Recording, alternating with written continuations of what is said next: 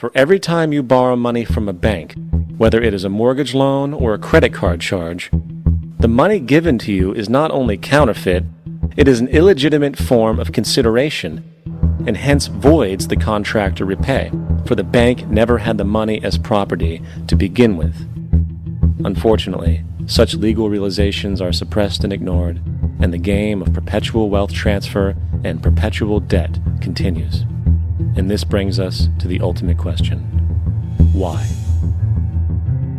During the American Civil War, President Lincoln bypassed the high-interest loans offered by the European banks and decided to do what the Founding Fathers advocated, which was to create an independent and inherently debt-free currency. It was called the greenback. Shortly after this measure was taken, an internal document circulated between private British and American banking interests stated, "Slavery is but the owning of labor, and carries with it the care of laborers, while the European plan is that capital shall control labor by controlling wages. This can be done by controlling the money. It will not do to allow the greenback, as we cannot control that." The fractional reserve policy perpetrated by the Federal Reserve, which has spread in practice to the great majority of banks in the world, is, in fact, a system of modern slavery. Think about it. Money is created out of debt. And what do people do when they are in debt? They submit to employment to pay it off. But if money can only be created out of loans, how can society ever be debt-free? It can't. And that's the point. And it is the fear of losing assets coupled with the struggle to keep up with the perpetual debt and inflation inherent in the system, compounded by the inescapable scarcity within the money supply itself, created by the interest that can never be repaid, that keeps the wage slave in line, running on the hamster wheel with millions of others, in effect powering an empire that truly benefits only the elite at the top of the pyramid. For, at the end of the day, who are you really working for? The banks. Money is created in a bank and invariably ends up in a bank. They are the true masters, along with the corporations and governments they support. Physical slavery requires people to be housed and fed. Economic slavery requires people to feed and house themselves. It is one of the most ingenious scams for social manipulation ever created, and at its core, it is an invisible war against the population.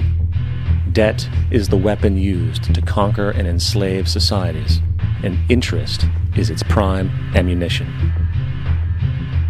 And as the majority walks around oblivious to this reality, the banks, in collusion with governments and corporations, continue to perfect and expand their tactics of economic warfare, spawning new bases, such as the World Bank and International Monetary Fund, while also inventing a new type of soldier, the birth of the economic hitman.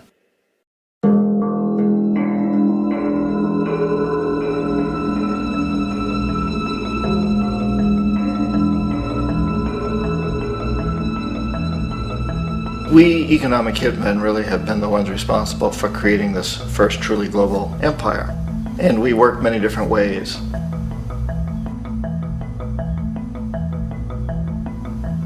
But perhaps the most common is that we will identify a country that has resources our corporations covet, like oil, and then arrange a huge loan to that country from the World Bank or one of its sister organizations.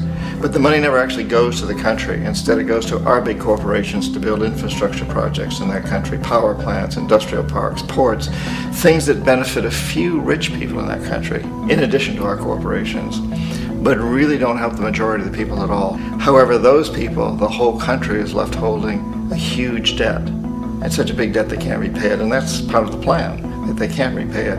And so at some point, we economic hitmen go back to them and say, listen, you owe us a lot of money, can't pay your debt, so sell your oil real cheap to our oil companies.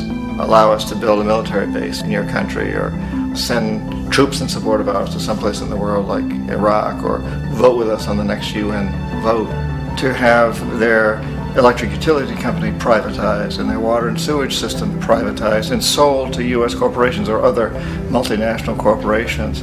So there was that whole mushrooming thing, and it's so typical of the way the IMF and the World Bank work, that you put a country in debt, it's such a big debt it can't pay it, and then you offer to refinance that debt and pay even more interest.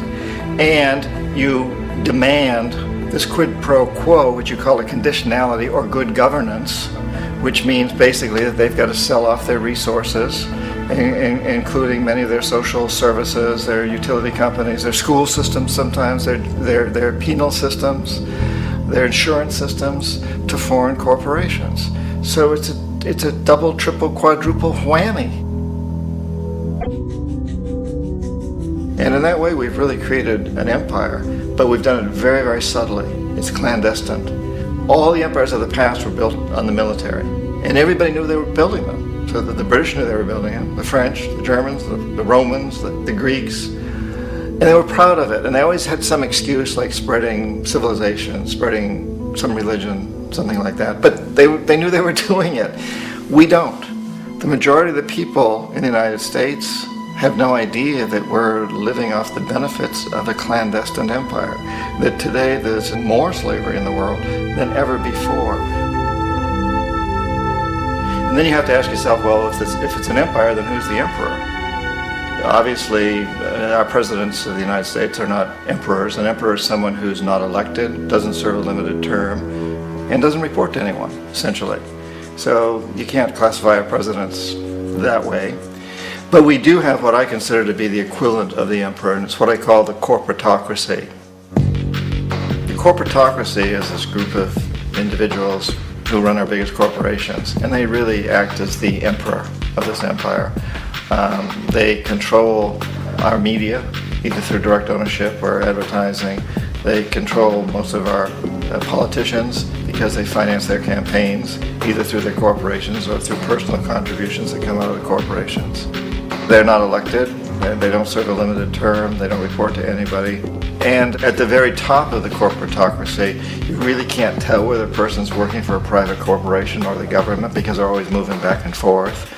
So, you've got a guy who one moment is the president of a big construction company like Halliburton, and the next moment he's vice president of the United States, or the president who is in the oil business. And this is true whether you've got Democrats or Republicans in the office. You have the moving back and forth through the revolving door. And in a way, our government is invisible a lot of the time, and its policies are carried out by our corporations on one level or another. And then again, the policies of the government are basically forged by the corporatocracy and then presented to the government. They become government policy. So it's an incredibly cozy relationship. This isn't a conspiracy theory type of thing. These people don't have to get together and plot to do things. They all basically work under one primary assumption, and that is that they must maximize profits regardless of the social and environmental costs.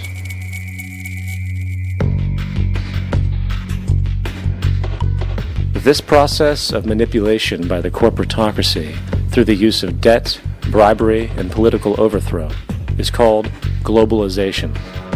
Just as the Federal Reserve keeps the American public in a position of indentured servitude through perpetual debt, inflation, and interest, the World Bank and IMF serve this role on a global scale.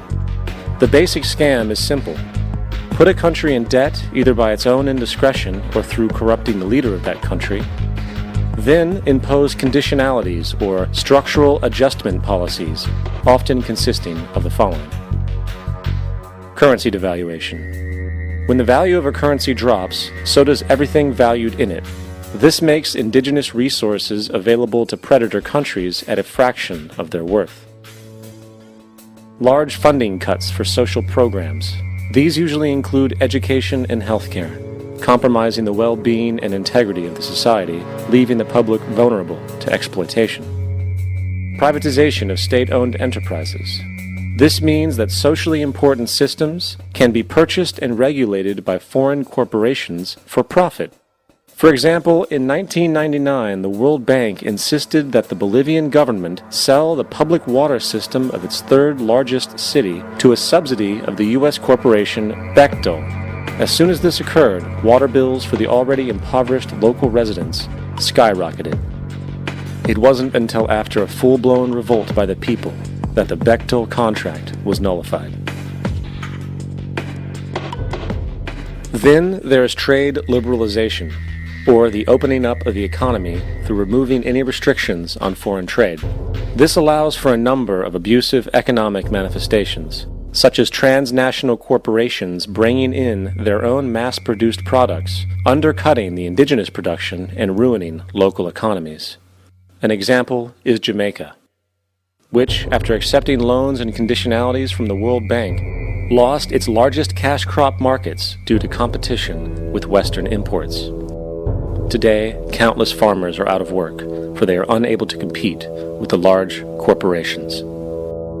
Another variation is the creation of numerous seemingly unnoticed, unregulated, inhumane sweatshop factories, which take advantage of the imposed economic hardship.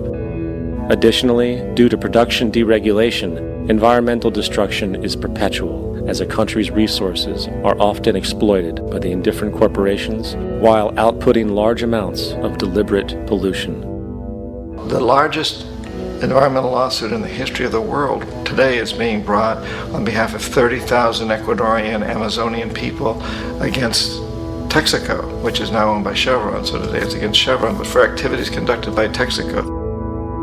Estimated to be more than 18 times what the Exxon Valdez dumped into the coast of Alaska. In the case of Ecuador, it wasn't an accident. The oil companies did it intentionally. They knew they were doing it to save money out there rather than arranging for proper disposal. Furthermore, a cursory glance at the performance record of the World Bank reveals that the institution, which publicly claims to help poor countries develop and alleviate poverty, has done nothing but increase poverty and the wealth gap, while corporate profits soar. In 1960, the income gap between the fifth of the world's people in the richest countries versus the fifth in the poorest countries was 30 to 1. By 1998, it was 74 to 1. While global GNP rose 40% between 1970 and 1985, those in poverty actually increased by 17%. While from 1985 to 2000, those living on less than $1 a day increased by 18%. Even the Joint Economic Committee of the U.S. Congress admitted that there is a mere 40% success rate of all World Bank projects. In the late 1960s, the World Bank intervened in Ecuador with large loans. During the next 30 years, poverty grew from 50% to 70%. Under or unemployment grew from 15 to 70%. Public debt increased from $240 million to $16 billion, while the share of resources allocated to the poor went from 20% to 6%. In fact, by the year 2000, 50% of Ecuador's national budget had to be allocated for paying its debts. It is important to understand the World Bank is, in fact, a U.S. bank, supporting U.S. interests. For the United States holds veto power over decisions, as it is the largest provider of capital. And where did it get this money? You guessed it, it made it out of thin air through the fractional reserve banking system. Of the world's top 100 economies, as based on annual GDP, 51 are corporations, and 47 of that 51 are U.S.-based. Walmart, General Motors, and Exxon are more economically powerful than Saudi Arabia, Poland, Norway, South Africa, Finland, Indonesia, and many others. And, as protective trade barriers are broken down, currencies tossed together and manipulated in floating markets, and state economies overturned in favor of open competition and global capitalism, the empire expands. You get up on your little 21-inch screen and howl about America and democracy. There is no America. There is no democracy.